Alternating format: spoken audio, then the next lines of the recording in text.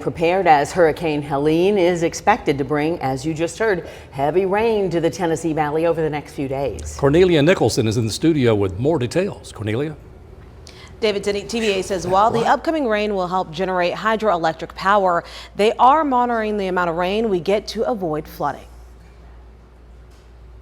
TVA's River Forecast Center is a team of engineers and technicians keeping an eye on the reservoir system 24 hours a day. Particularly when we get storm events like we're looking at for the next several days, to prepare the reservoir system, to get ready for incoming rain, to manage the system for a lot of different benefits, and flood control is one of those.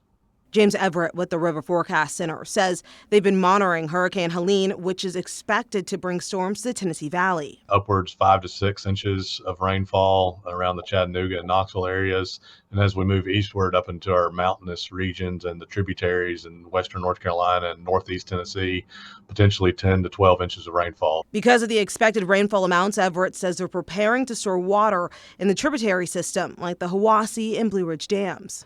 And that helps prevent and reduce flooding in locations below that dam, but it also helps prevent flooding regionally in areas like Chattanooga and Huntsville. As rainfall accumulates, Everett says they will constantly adjust their operating plan as conditions change.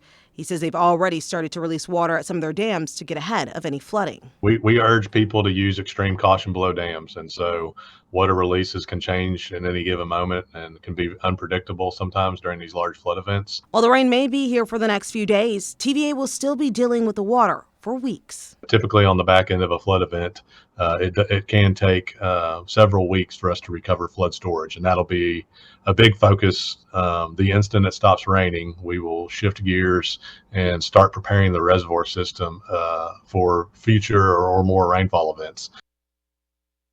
Date on the lake levels, TVA's projections on water levels, and release rates for the main dams on the TVA website. David, Cindy.